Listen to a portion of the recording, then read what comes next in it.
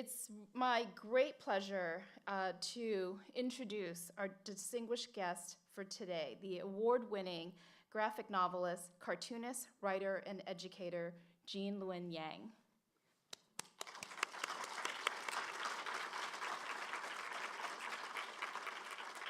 So before we begin, I just have a couple of very quick announcements. I want to first ask that everyone turn off their cell phones and probably refrain from taking photographs, or I guess if you must take photographs, it's probably okay as long as no flash.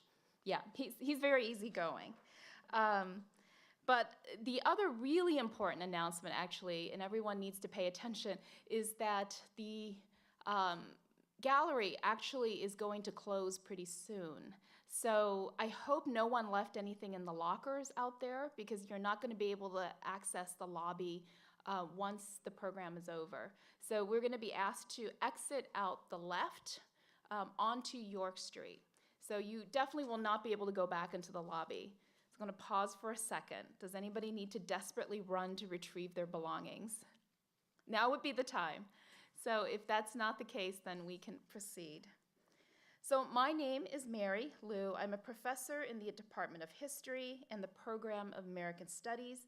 I'm also the head of college for Timothy Dwight College. As the head of Timothy Dwight College, I have the distinct honor of serving as the custodian of the illustrious Chubb Fellowship, established in 1941 out of a prior large donation for education purposes. This was made in 1936 by Hendon Chubb, a graduate of the Yale class of 1895. Since establishment, the Chubb Fund has adhered to the goals of providing encouragement and aid to students interested in government and American public affairs. The fellowship initially aimed to foster among Yale undergraduates an interest in public service, in local and state affairs, and then grew over the years to include numerous distinguished visitors in national and international affairs, as well as leaders in the world of the arts and humanities. Since the 1940s, the Chubb Fellows lecture series has inspired generations of Yale students to undertake public service and pursue leadership roles in the hopes of creating a better world today and for posterity. The fellowship has hosted 4 US presidents: George W. Bush, Gerald Ford, Jimmy Carter, and Harry Truman. In recent years, we've welcomed a wide range of national and international leaders, including the artist Faith Ringgold, environmental activist Bill McKibben, physician and humanitarian Dr. Hawa Abdi, former Secretary of Transportation and Congressman Norman Mineta, songwriter and musician Paul Yang has taught in Hamline University's MFA program in writing for children and young adults. Today, I'm delighted to celebrate his many achievements as an award-winning and pioneering graphic novelist, writer, and educator. So please join me in welcoming Luen Yang to the podium.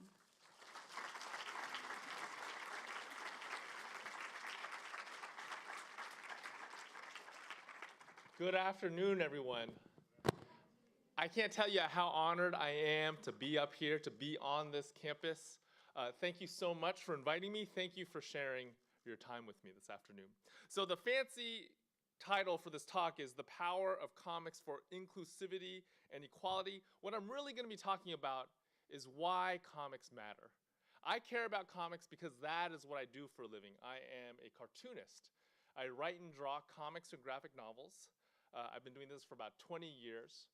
Now, not only have I gotten to work on these books, I've also gotten to work in universes created by other people. So about 6 years ago, I got involved with these books right here. How many of you have ever seen this show called Avatar: The Last Airbender? Almost everybody. That's great. Now, if you haven't seen this show, if you didn't raise your hand, you should feel a little bit ashamed. Because this is an amazing, amazing cartoon. I think it's probably the best animated series that America has ever produced.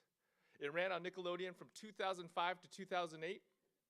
And after it went off the air, Nickelodeon decided to continue the story as a series of graphic novels. I was hired to write those graphic novels for them. I did the first 5 volumes. This gig was amazing. I think the best part of writing this book, or these books, was that I got to call Mike DiMartino and Brian Konietzko, the two animators who created the original series. And they totally called me back. It was awesome. It was like we were BFFs. About 3 years ago, I started working for DC Comics, the publishers of Superman, Batman, and Wonder Woman. I did a 10-issue run on their monthly Superman series, and then after that, I started having these talks with them about what I might be doing next. They were the ones that brought this idea to me. They said, Gene, how would you feel about creating a Chinese Superman for us? And when they brought that up to me, I said, that sounds like a terrible idea. I want nothing to do with it. I was kind of freaked out about it. I am the son of two immigrants. My mom was actually born in mainland China, and her family left just as the Communist Party was coming into power. My grandfather, her father, worked for the Nationalist Party. That was the political party that was in power before the communists. So I grew up with some really intense views about politics in China. It took me until I got into my adult years to realize that things were a lot more nuanced than I was led to believe, especially in modern China. Even so, I just thought, man, Superman is supposed to stand for truth, justice, in the American way. I didn't know what that would look like in modern China, so I said no. I got called into the office of DC Comics. They now have an office in Burbank. You go into the lobby. They have giant statues of Superman, Batman, and Wonder Woman wearing their costumes from that Justice League movie that just came out. I got called into the office of Jim Lee. Jim Lee is a Korean American. He is the chief creative officer of DC Comics. He first got into the comic book industry in the late 80s, early 90s as an artist for Marvel. He used to draw X-Men for them. I collected Jim Lee's X-Men comics when I was in high school. I have a whole box of them. I'm a huge Jim Lee fan. So he calls me into his office and he says, Gene, this Chinese Superman idea was actually my idea. I wanted an Asian member of the Superman family. And then he said all this other stuff. I was in that office for like an hour, and I was just staring at him, thinking, I'm sitting in front of Jim Lee. So at the end of that meeting, I said, I guess we're doing this. And we did. We did 24 issues of new Superman. It was a lot more fun than I thought it was going to be. And it's all about a brand new character in the DC universe. His name is Kenan Kong. He's a 17-year-old kid living in Shanghai who inherits some of Clark Kent's powers to become the new Superman, the Superman of China. Now, this work for DC that I did was definitely not my first foray into the superhero genre. That would be this right here. The Shadow Hero is a book that I did with my friend Sunny Liu a few years ago. I want to tell you more about this book towards the end of this presentation. But first, I want to tell you more about me. Now, I am an Asian American cartoonist. I'd like to tell you how I became each of these things. How I became an Asian American, how I became a cartoonist, and then how these two spheres of my life, Asian America and the world of American comics, how they overlap. So I became an Asian American by being born. I was born here in America to immigrant parents. I told you that my mom was born in mainland China. My dad was born in Taiwan. They both came to the United States for graduate school. They met, fell in love, got married, and had me. This right here is probably the cutest picture of me ever taken. I was about 3 years old. It was a little bit downhill after this. But I grew up in a house full of stories. When I was growing up, one of the primary ways that my parents and I interacted with each other was through storytelling. Both of my parents loved telling stories, and they mostly told me stories from China, from Taiwan. I think this is true of a lot of immigrant parents. They'll tell you stories, they'll tell their children stories from the culture that they left as a way of keeping that connection alive. My mom's parents were living in Asia when I was growing up, so she asked them to send over a whole bunch of Chinese language storybooks, and she would read these books to me at bedtime. As an adult, when I look back on these stories that I heard as a kid, I realized how different they are from most of the stories that most kids in America hear. Here's an example. This is an actual storybook that my mom used to read to me when I was like 6 years old. Can you see what's going on? There is a young woman, a mother, who is breastfeeding her own mom. Her own mom has gotten so old that she's lost all of her teeth. She can't eat any solid food, so she's slowly starving to death. And this young woman is breastfeeding her own mother while her toddler is crying in the corner because he's hungry. This was a collection of short stories aimed at little kids, all about filial piety, about respecting and caring for your parents. I'm pretty sure if you go to your local Barnes & Noble, you will not find an English translation of this book. Now, of all of my mom's stories, my favorite were about the Monkey King. The Monkey King is an old Chinese legendary figure, and a lot about him appealed to me when I was a kid. First, he's a monkey, and I loved monkeys. I thought they were so hilarious. And second, he knew Kung Fu. He knows Kung Fu. He's a Kung Fu fighting monkey. How awesome is that?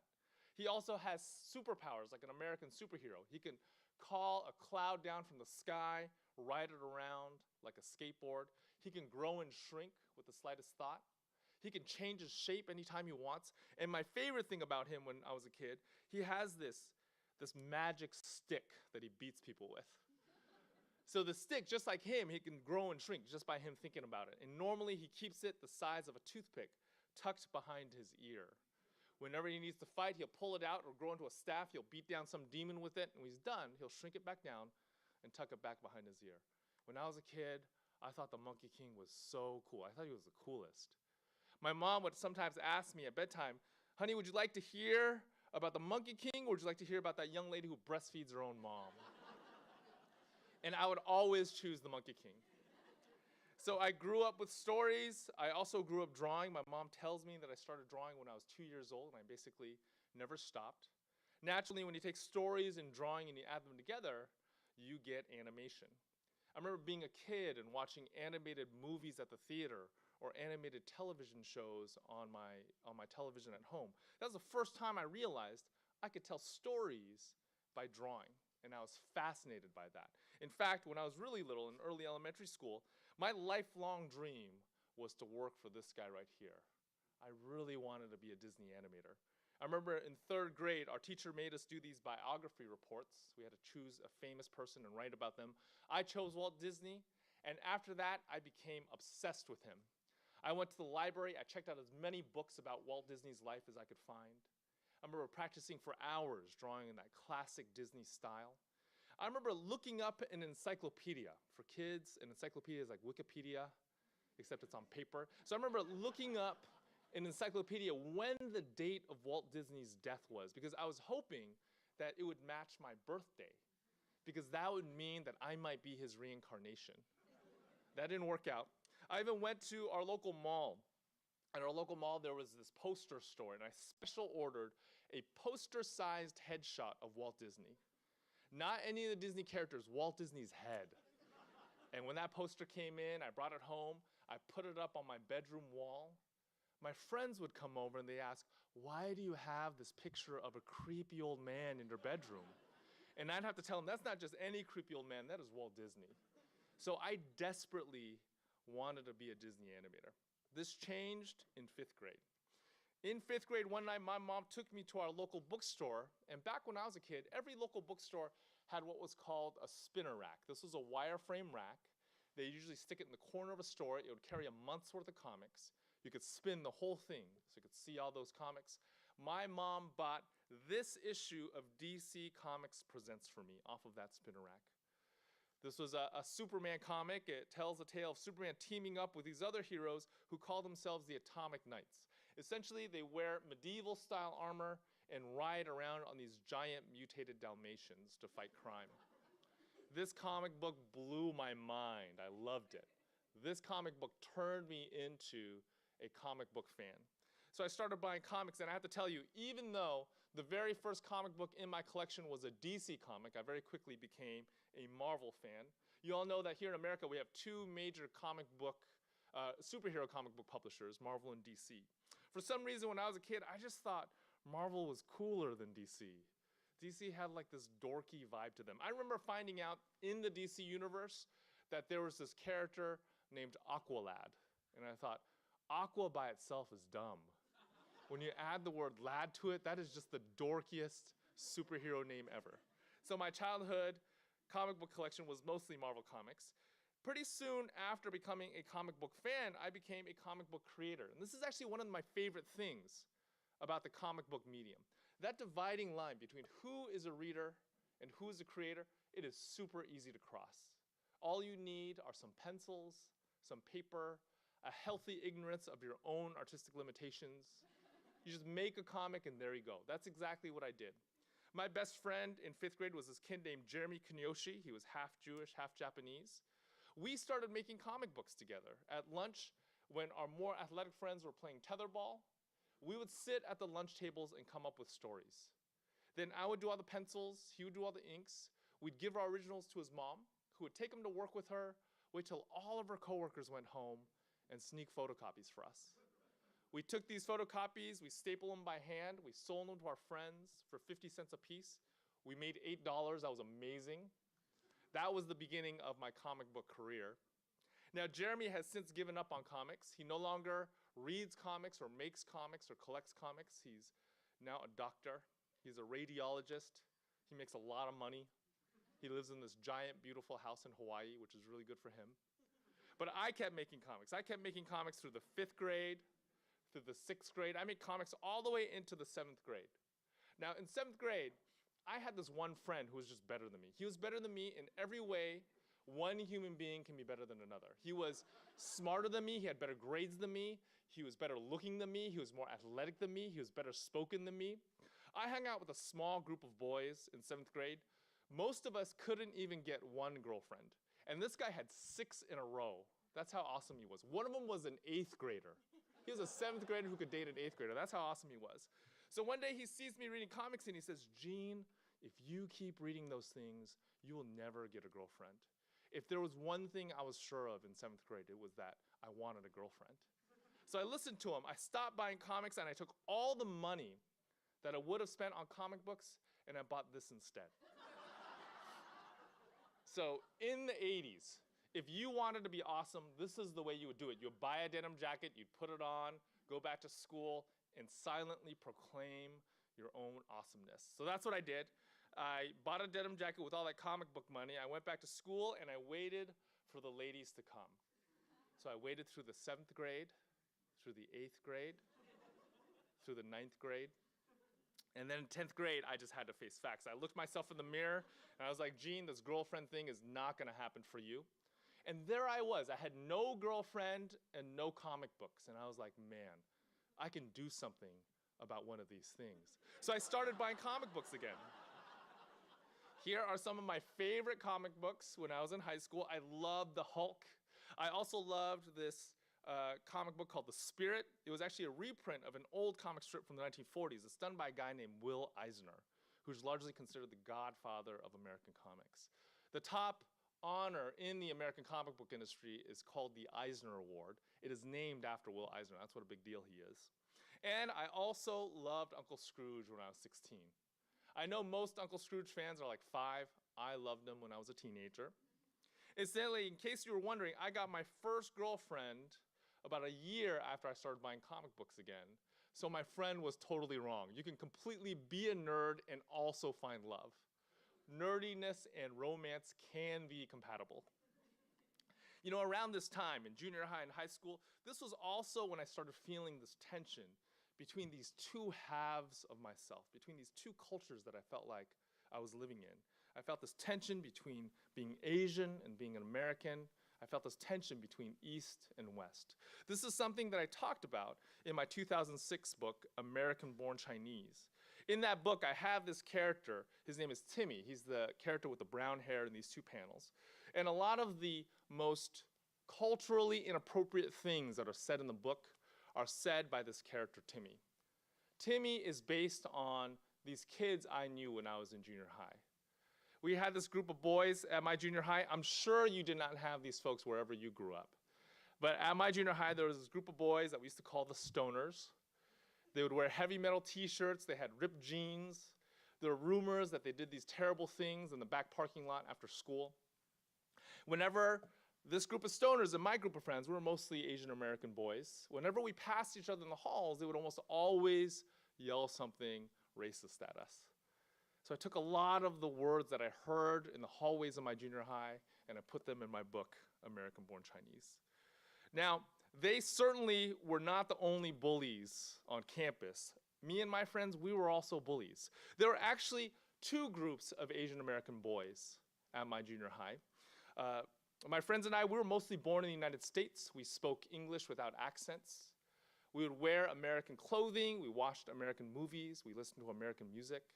And then there was this other group of Asian American boys who came when they were much older. They came in 4th or 5th or 6th grade. They spoke English with accents. They talked to each other in their native tongues. They wore these clothes that they bought in Taiwan with misspelled English words on them. They would listen to Asian music, watch Asian movies. And these two groups of boys, we had this weird frenemy relationship. We would say hi to them in the halls. We'd talk to them in class. But whenever we were in a larger context, we would want to make sure that people understood we were two separate groups. We did not want to be too closely associated with them. And then behind their backs, we would relentlessly make fun of them. We made fun of their accents. We made fun of their clothes. We called them FOBs, fresh off the boats. I tried to capture this frenemy relationship between these groups of boys at my junior high with the relationship between Jin and Wei Chen, the two major characters in American Born Chinese. Junior high was when probably the first time that I realized that my cultural heritage, that the way I looked made me different from the people around me. And the way I dealt with this, in part because I had internalized the words of those stoners, the way I dealt with this was to take that difference out on this other group of kids that I perceived as more different than I was. And this dynamic was actually reinforced by the culture around me. I am 45. Most Asian Americans my age have this weird love-hate relationship with a movie director named John Hughes. You all heard of John Hughes before? So he's one of our most celebrated movie directors. He did some really amazing movies. He was behind Home Alone and Ferris Bueller's Day Off.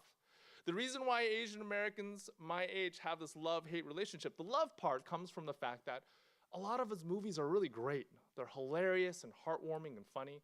But then in one of his movies, 16 Candles, there is this one character that he introduces to the world. His name is Long Duck Dong. He is a Chinese exchange student. He's played by a Japanese-American actor. The actor can speak perfect English, but he invents this crazy, exaggerated accent for Long Duck Dong. Whenever Long Duck Dong comes up on the screen, a gong goes off. And in that movie, he is obsessed with getting an American girlfriend, getting a white girlfriend. Our friends, our classmates would go and watch 16 Candles and come back to school and start calling us Long Duck Dong. That's where the hate comes from. Long Duck Dong was such a prominent part of my growing up that I wanted to make some reference to him in American Born Chinese. So in American Born Chinese, I have this character, his name is Cousin Chinky. He's essentially an embodiment of all the negative Asian and Asian American stereotypes that I could think of. I gave him that same obsession that Long Duck Dong had of getting a white girlfriend. Now, after I graduated from high school, I went to UC Berkeley for college. UC Berkeley is a little bit like Yale, except that it is on the West Coast and it's a public school, and it makes immigrant parents maybe 15% less happy than a Yale acceptance. They're still happy, they're just 15% less happy. Now, at UC Berkeley, I felt like this tension that I had between my two halves began to resolve itself. And it began to resolve itself for two different reasons. One is the UC Berkeley campus was and still is incredibly diverse. When I was there, and I think this is still true, no one ethnic group was over 50% of the student population. And that meant that in that one campus, I could be in one setting and be a part of the majority, and another setting and be a part of the minority. The fact that I was switching from one to the other on an almost daily basis, I felt like that grew my own capacity for empathy, including my capacity for empathy for myself. The second thing was that at UC Berkeley, I realized that America does not have a single monolithic culture. America is actually a collection of subcultures, and I would argue that the nation was designed to be that from the beginning. America was not ever a melting pot. We were not ever meant to be a melting pot. We were meant to be a salad bowl. This was an idea from Ronald Takaki, a professor at UC Berkeley. And Asian America, the subculture that I was a part of, was a part of that salad bowl. After graduating from UC Berkeley with a degree in computer science and a minor in creative writing, I began self-publishing my own comic books. This is the very first comic that I did as an adult. It's called Gordon Yamamoto and the King of the Geeks. It's about a young man who gets a spaceship stuck deep inside his nose, and he becomes friends with the alien that's living inside the ship. It's loosely based on my own life. I kept publishing and publishing. Eventually I signed with a few companies, and in 2006, American Born Chinese came out. This was my very first full color graphic novel, and I have to tell you, the support for this book was well beyond anything I imagined. Librarians and teachers, comic book fans, bookstore owners, all came out to support this book, and their support completely changed my life. They paved the way for me to become the full-time cartoonist that I am today, and I am incredibly, incredibly grateful for that. So that is how I became an Asian American cartoonist. Let me tell you how these two worlds overlap now. I don't have firm statistics to back this up, but it seems to me that Asian Americans are better represented in American comics than in any other American storytelling medium. There are just a lot of us working in comics. There's Linda Berry, she's half Filipino, so I'm claiming her. There's Greg Pak, who writes for both Marvel and DC. Jay Lee draws for both Marvel and DC. Debbie Huey does this amazing book called Bumper Boy. There are just a lot of us in American comics, a lot. The last guy who came up on the screen, he's Jim Lee, who I talked about at the beginning of this talk. He is the Chief Creative Officer for DC Comics. And I told you he began his career drawing for Marvel. So he began his career as a fan favorite artist. He was a phenomenon. I remember going to local comic book conventions as a high school kid and lining up for his autograph. Those lines would sometimes be hours long. He's a big deal. And now he's a big deal on the business side. I would argue, because he is both on the art side and the business side of American comics, that Jim Lee, a Korean American, an Asian American, might be the most powerful person in American comics. So how did this happen? How did an Asian American become the most powerful person in American comics?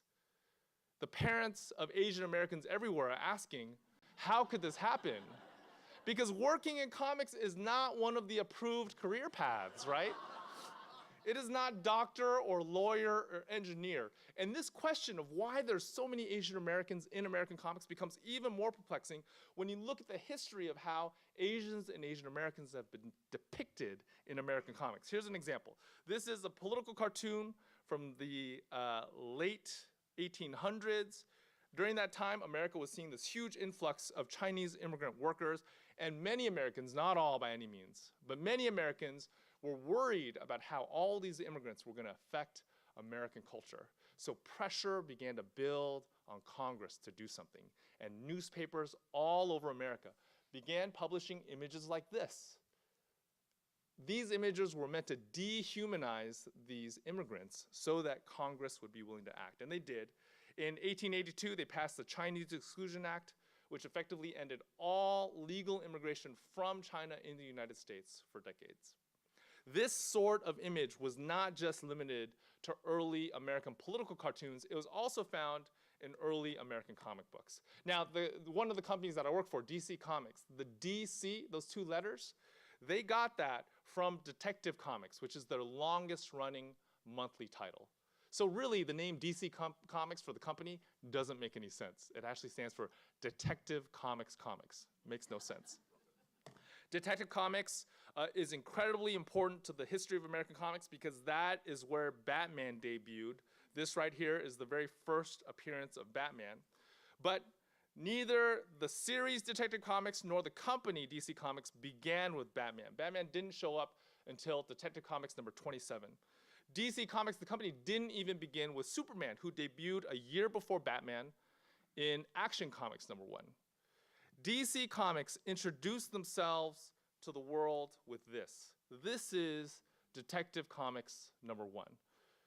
the lead character in the lead feature of this comic. His name is Qin Lung, and he is what we would now call a yellow peril villain. He is a character who is designed to play on the fears that Americans had of the Chinese at the time for entertainment value.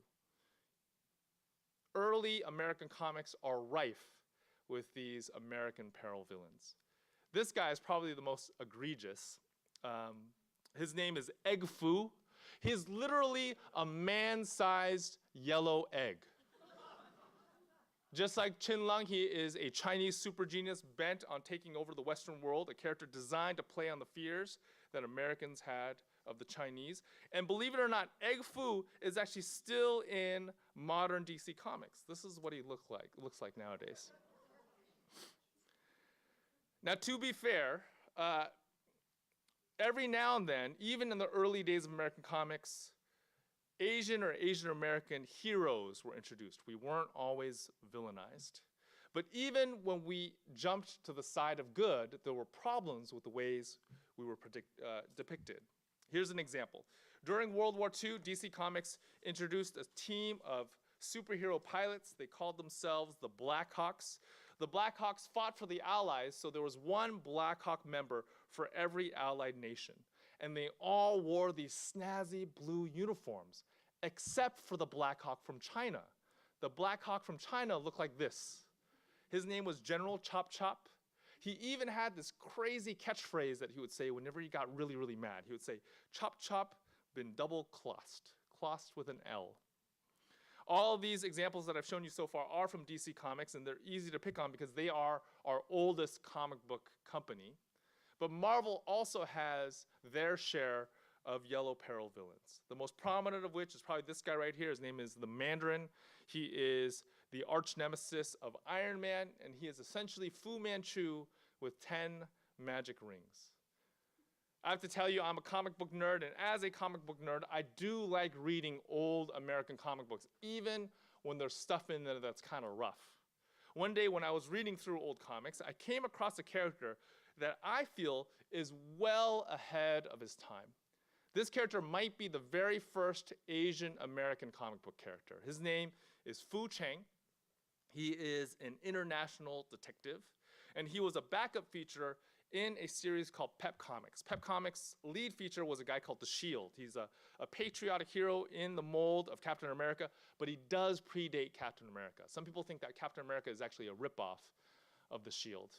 Pep Comics was published by a company called MLJ Publishing, who are still around. Nowadays, they call themselves Archie Comics.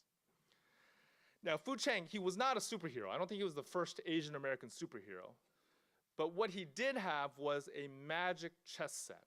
And the pieces of this chess set would come to life. They turned into little people to help him solve crime. Foo Chang is quintessentially Asian American. He's Asian American before the term Asian American was invented. He was born in China. He came over to the United States for university. After graduating, he took up residence in a fictional Chinatown. He wears Western-style clothing.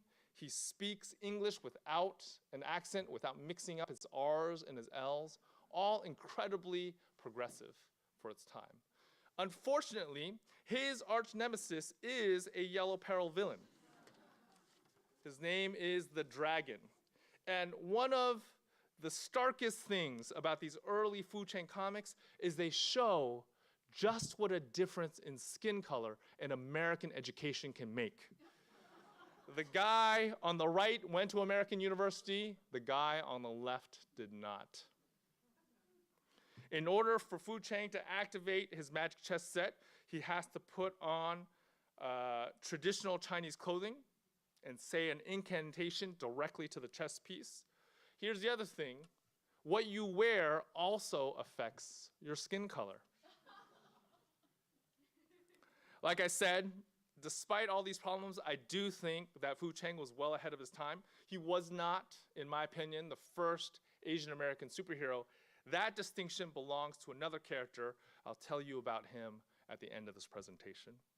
Now, as the decades went on, representation did get better. During the 1970s, America went through this collective obsession with Kung Fu, mostly because of Bruce Lee. And American comics were no exception to this. The martial arts genre does come with its own set of stereotypes, but I believe compared to what came before, this was progress. Many of these martial arts heroes were actually three-dimensional. They had understandable human motivations. They had understandable human flaws. The most prominent character to come out of, the comic book character to come out of this era was probably Shang-Chi, the master of Kung Fu, who is essentially the Marvel Universe's version of Bruce Lee. During this time, we also saw a character named Yang of the House of Yang. He is not important at all to American comic book history. I only included him on the slide because I liked his name. Now, in the 80s, this is my childhood now. In the 80s, G.I. Joe, surprisingly, was this bastion of diversity. There was a Joe member for many, many different culture groups here in America. And I always wondered why that was. As an adult, I discovered the answer. The reason why the Joes was such a diverse team was because of this guy right here. His name is Larry Hama. He is a Japanese American. He's also a legendary comic book writer. He wrote many of those early G.I. Joe comics and G.I. Joe cartoons. So because of him, we have a character named Quick Kick, who is on the Joe side. He's a Japanese American. He's a martial arts master, and he is so hardcore that he never wears shoes, even when the Joes are fighting in the snow. That's awesome. On the Cobra side, there was Storm Shadow, who out of all the villains in the franchise has the most complex and nuanced backstory. Larry Hama, incidentally, is also the reason why Marvel Comics stopped coloring their Asian American characters that bright yellow. I had the privilege of hanging out with him in New York a few years ago. We did this panel together, and afterwards we got a meal. And he told me this story. He said that in the 80s, when he was working for Marvel, back then, Marvel Comics had an actual physical coloring department in their building. Nowadays, if you're a colorist working for Marvel, you do all your work at home on Photoshop and then just email your work in. But back then, they had an actual physical coloring department. And one day, Larry goes into the Marvel offices, he visits the coloring department, and he just straight up asks them, why do we color our Asian and Asian American characters this bright yellow? That is not an actual human skin color. And they said, I don't know, we've just always done that. And Larry said, maybe we should stop. And they did. In the 90s, X-Men had this very popular TV cartoon. The X-Men, just like G.I. Joe, has always been this bastion of diversity, and representation of Asians and Asian Americans has always been strong with this team of mutants. There's Sunfire, a Japanese mutant with the power to shoot fireballs out of his hands. There is Jubilee, an Asian American mutant who feels like somebody I grew up with. She grew up in Southern California, and she has the power to shoot fireworks out of her hands. And there's also Psylocke. Now, Psylocke technically was born British, but in one storyline, she was kidnapped by ninjas and given an Asian body. So I'm claiming her as one of us. Representation did get better, and it continues to get better to this day, but it still doesn't answer the question of why? Why are there so many Asians and Asian Americans working in American comics? This is something I like to talk about with my cartoonist friends, usually after a comic book convention, usually over a couple of beers. I'd like to share with you two of my theories as to why this is, one for each beer that I have. So the first theory is this. It's a theory from the very structure of the comics medium. Comics, by their nature, is a combination of words and pictures. If you look at traditional Western culture, traditional European culture, words and pictures have always been seen as two separate disciplines. The people who were really good at words were not the same as the people who were really good at pictures. I actually think that this dynamic of separating these two art forms dates back to the Reformation. It's because of the Reformation. In any case, whenever in the West, whenever words and pictures did come together, the results were seen as vulgar or childish or immature.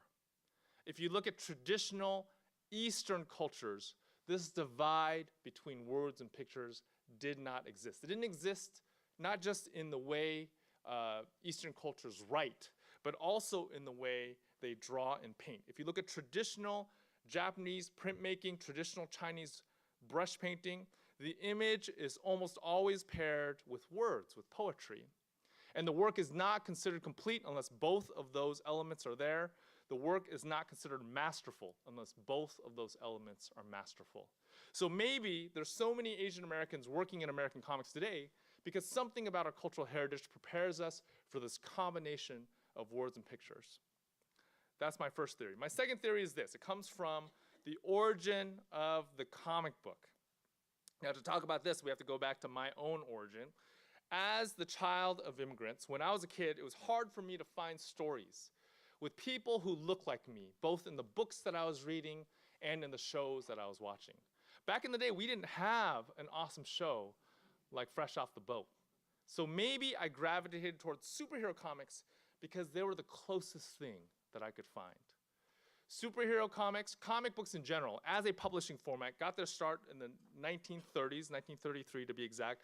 This, many people believe, is the very first comic book ever. Within about a decade, when we got into the 40s, comics had become a mass medium, selling millions and millions of copies every month. A lot of the people that we now consider the masters of the medium are children of immigrants. Specifically, they were the sons of Jewish immigrants from Europe. There was Jack Kirby, who was born Jacob Kurtzberg, the co-creator of Fantastic Four, Avengers, and the X-Men. Joe Shuster and Jerry Siegel created Superman together. Stan Lee, who was born Stanley Lieber, co-created Fantastic Four, X-Men, Avengers. He also co-created Spider-Man. Will Eisner, I mentioned earlier, the godfather of American comics. Bob Kane, who was born Robert Kahn, and Bill Finger created Batman together. And Harvey Kurtzman founded Mad Magazine. All comic book legends, all sons of Jewish immigrants from Europe. So from the very beginning, comics was an outsider's medium. It was a way for these poor Jewish kids to find a voice for themselves, to get their stories out into the world. Now, I don't know if they meant to do this on purpose. I don't know if they're consciously doing this, but they definitely embedded pieces of their own experience into these stories that they were telling. I'll give you an example. Superman, when Jerry Siegel and Joe Shuster first created Superman in 1938, they established a genre. Superman is one of those few characters that is popular enough and powerful enough to create his own category of story. And when they did this, they put pieces of their own heritage into this comic that they were creating. Superman, you all know his origin story, right? As an infant, he's placed into a metal basket. He's launched into space to save him from doom. He grows up to become the savior of a people. This is essentially a science fiction version of Moses' story. Moses, as an infant, is placed into a basket of reeds. He's launched into into a river. Different Bible. Launched into a river to save him from doom. Grows up to become the savior of a people. Superman is a hero with superhuman strength, but he has this critical weakness that saps him of all of his strength. In his case, it's kryptonite. This mirrors another story from the Hebrew scriptures, the story of Samson, a hero with superhuman strength. He also has a critical weakness that saps him of all his strength. In his case, it's haircuts.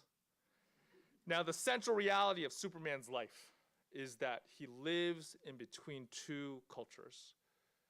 Most of the time, when most people see him walking down the streets of Metropolis, they think he is a quote-unquote average American, but deep down inside, he knows he's not. Deep down inside, he knows he's from another place.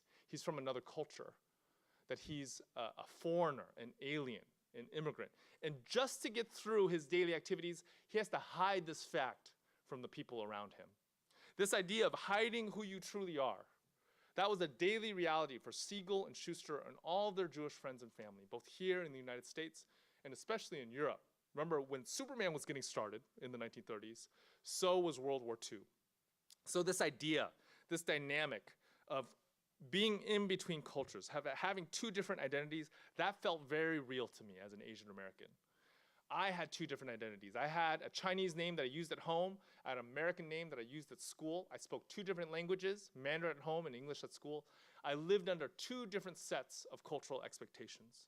In fact, there is so much overlap between the Asian American experience and Superman's story that some people have even argued Superman might be an Asian American. This is an argument I stole from a friend of mine named Jeff Yang, no relation, even though we have the same last name.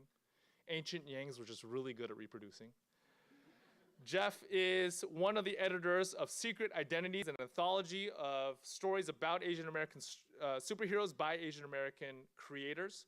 Nowadays, though, he's probably better known as the father of this kid right here. He's the dad of one of the actors on Fresh Off the Boat.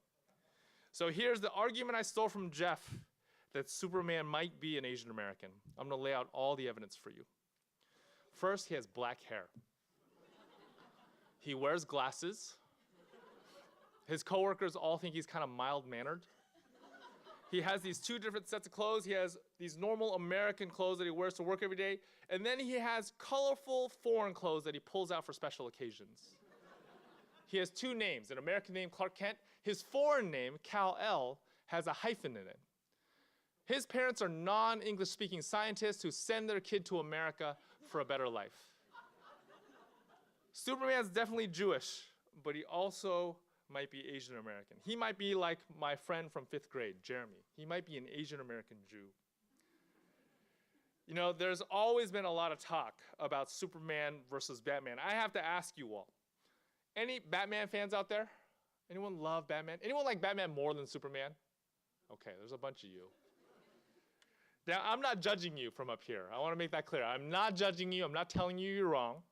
I'm just saying that for me, when the choice is between an Asian American Jew who fights for justice and a billionaire playboy who beats up on the mentally ill, I personally will always go with the Asian American Jew. So these superhero books acted as my mirrors. However imperfectly, they reflected parts of my own experience back to me. And they told me that what I was going through was important, that I wasn't alone, that other people had experienced these same emotional realities. And I think that's why, as an Asian American, I was drawn to comic books. I don't think I'm the only one. I think this might be another reason why so many Asian Americans are drawn to American comics. They were drawn by the outsiderliness of the medium. So unfortunately for our parents, I do think this trend is going to continue. As the decades go on, I do think more and more Asian Americans, more and more people from outsider cultures are going to enter American comics and find their own storytelling voice. Now let me tell you about that character that I teased earlier, the first Asian American superhero in my opinion. His name is the Green Turtle. He first debuted in 1945 in a series called Blazing Comics. And in a lot of ways, he's kind of a dorky character. He was created by Chu Hing, one of the first Chinese Americans to be working in the American comic book industry. And he's kind of a Batman ripoff. So he operates out of a turtle cave. He drives around in a turtle plane. He wears this turtle-themed costume. He didn't even have a shirt. That's how dorky his costume is. I read about him, and despite all the dorky elements, I was fascinated by this character. I was fascinated because there is a rumor surrounding his creation. The rumor is that his creator, Chu Hing, wanted to make Green Turtle a Chinese American, just like he himself was. But his publishers wouldn't let him do it. His publishers were this small company that's no longer with us. They're called Rural Home. They didn't think that a Chinese American superhero would be able to sell in 1940s America. So Chu Hing reacts the way all cartoonists react when we were met with adversity. He gets really passive aggressive.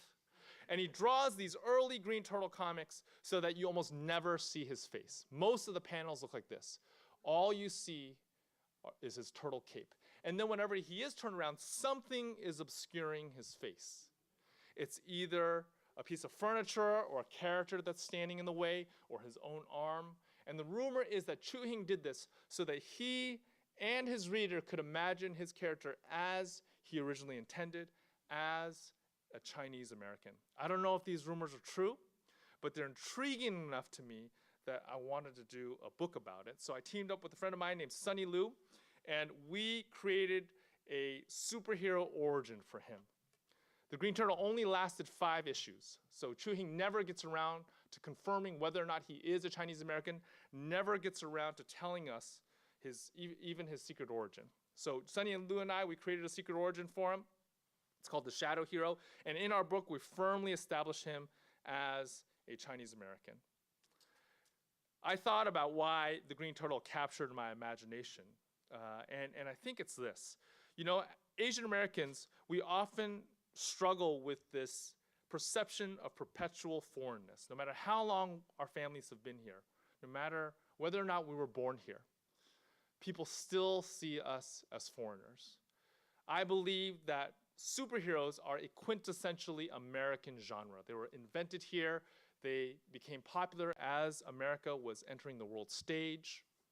I think superheroes at their best express America at its best. So when I found out that in the earliest days of this quintessentially American genre, there's this character who might be a Chinese American, I felt this deep wave of affirmation. I did shadow hero out of that affirmation. It was like American comic book history was telling me there have always been people like you here, even if you had to hide your face.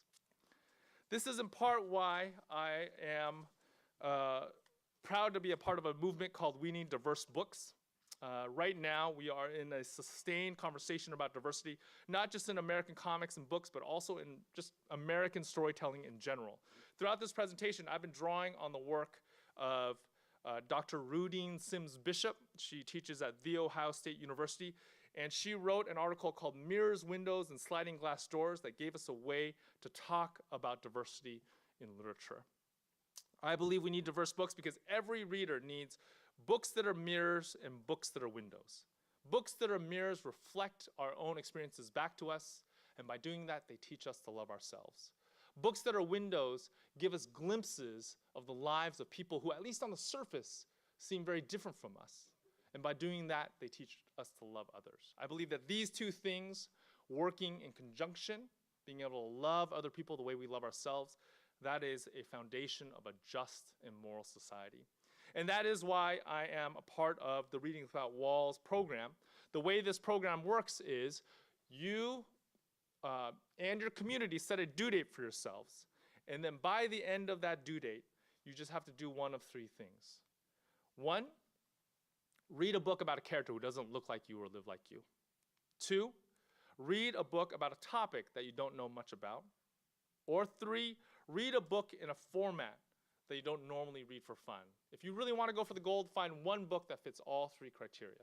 We've been running this program for about 3 years now. We've heard from teachers, librarians, bookstore owners who have told us that they've been able to use this program to move books that would otherwise not move. And that is everything. That's what we're going for. If you want more information, please visit readingwithoutwalls.com. Now let me end with this.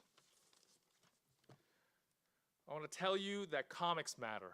Comics matter because stories matter, and comics are a way of telling stories.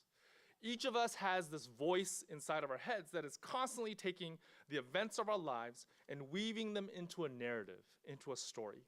This is how we as human beings make meaning. Stories matter.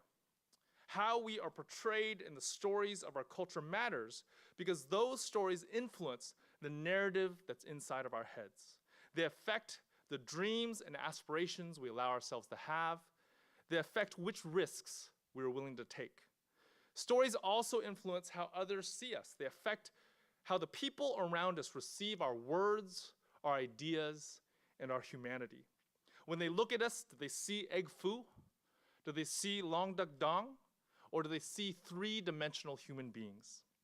Who knows? Stories may even affect the likability scores we receive from the admissions offices of certain Ivy League institutions. We all need more perfect mirrors, and we all need more perfect windows. So let's tell better stories about ourselves, and let's be willing to listen to the stories of others, because stories matter. Thank you.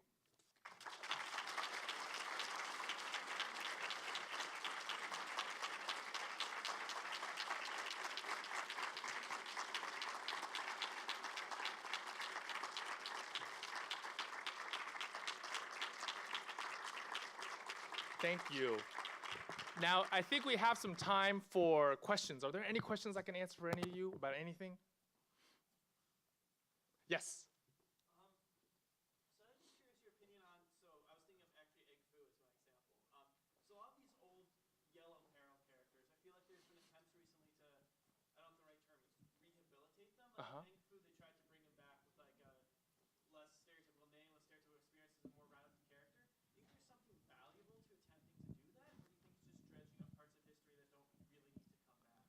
Yeah, thanks for that question. So you're obviously one of my people because you're wearing a Green Lantern shirt. I appreciate you being here. So the question is whether there's value to drudging up old characters. I do think that now. I think there are two different ways of dealing with stereotypes, right? One is to write around them, and the other way is to write through them. So I do think that you can take a character like Egg Foo, as egregious as he is, and write through him. You know, one of the things that DC Comics allowed me to do, Chin Lung, the character on DC Comics #1 that I showed you all, they allowed me to bring him back. So I brought him back in a series, and they allowed me to do it in a way that was a little bit meta, so that I could talk about his origin and sort of his impact on Asians and Asian Americans and that sort of thing. So I think you have to be careful, but I do think there's value in doing that. Yes.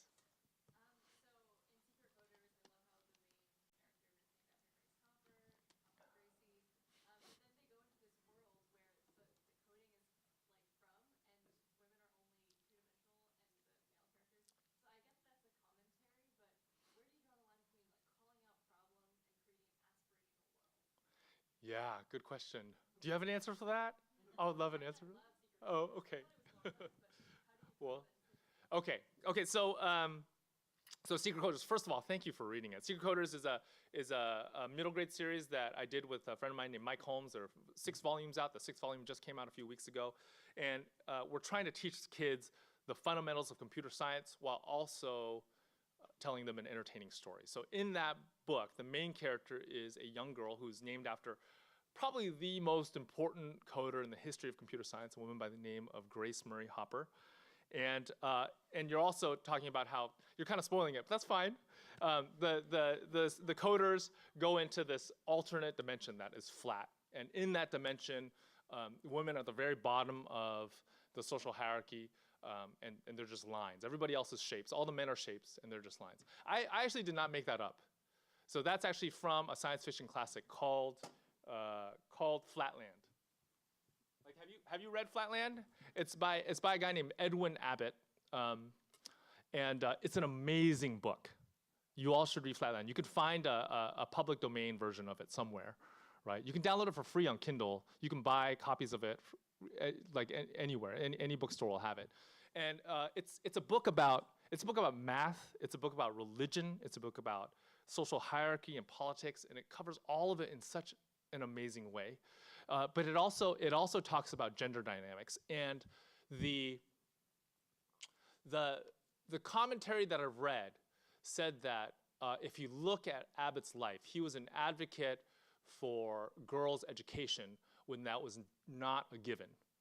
And people read his Flatland book and the fact that he made women lines as a way of commenting on the state of girls' education during his time, right?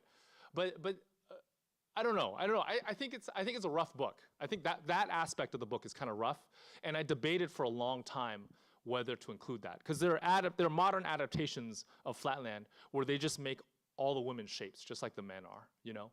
And I was thinking about doing that too, but then I thought I wanted to stay a little bit more true to the source material, and I thought I could use the Hopper character as a way of pushing it even a little bit further, right? And I don't know, maybe it didn't work. Maybe it wasn't as successful as I was hoping it would be, but that was the thought. Yeah, the thought was, I decided to stay true to the source material. Yes?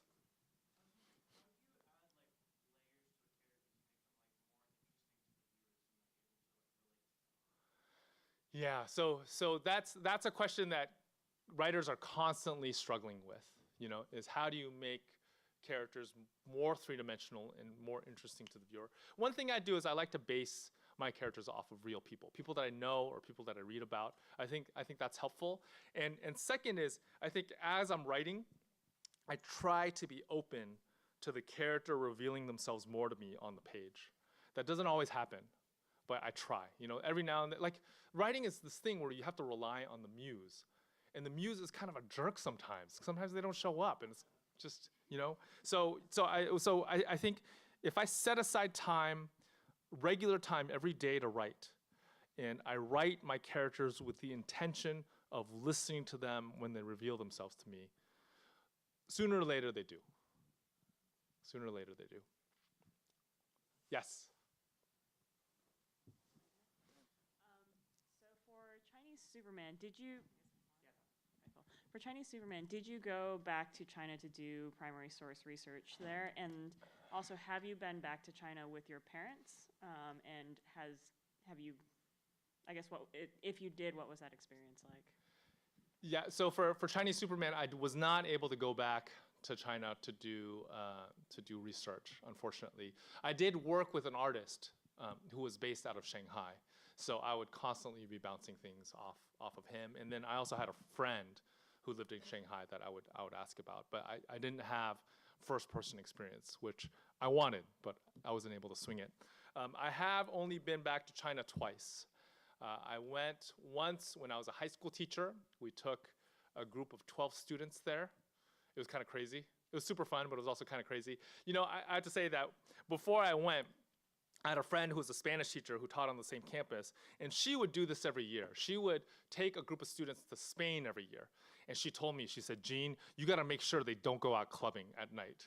Do whatever you can to not go out clubbing. So we land in Beijing, and the first thing we do is we go to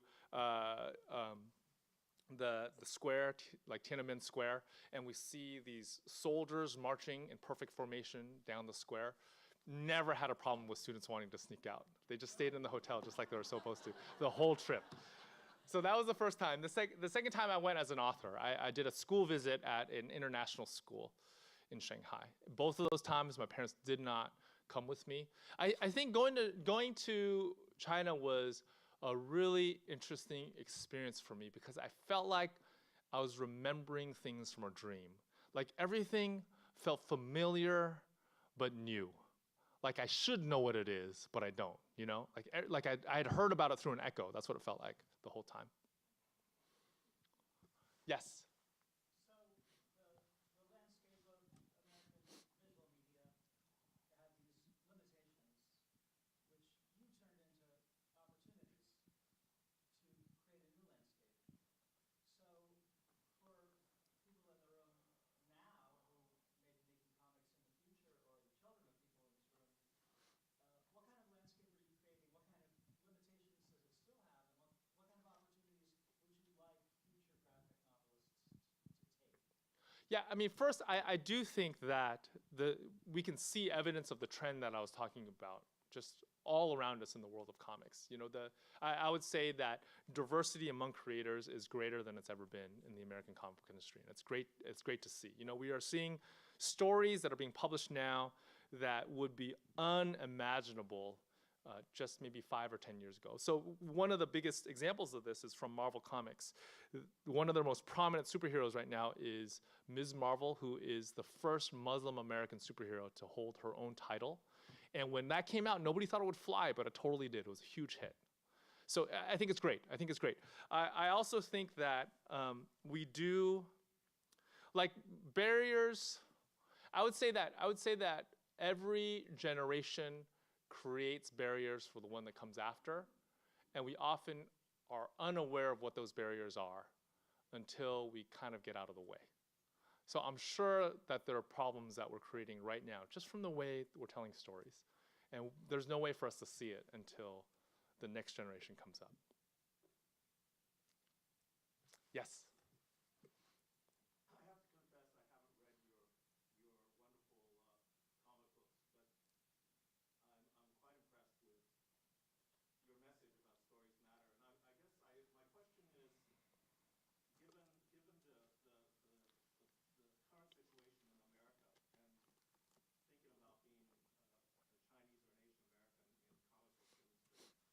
in comic books industry, you have an opportunity to talk to a wider audience about stories. It seems that there's such a great divide, a need for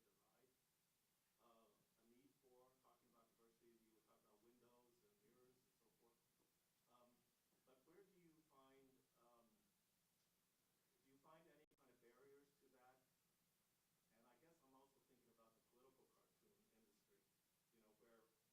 a different genre, but it's also cartoons, right? Yeah. Yeah, I mean, I think one of the things that's great about comics is that traditionally in America, there have been so few gatekeepers, or there have been ways around gatekeepers. Comics has always had a very strong tradition of self-publishing.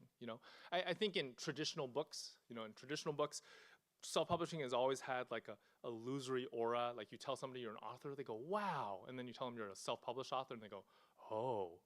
But in comics, it's not like that. In comics, many of our classics are self-published. So I think that's part of it. That's part of it, right? That's the outsiderliness. Anybody can establish a voice for themselves in American comics if they want to. Now, I really do think that a lot of the divide that we're experiencing comes from not listening to each other's stories. Comes from trying to boil people down into 140 characters.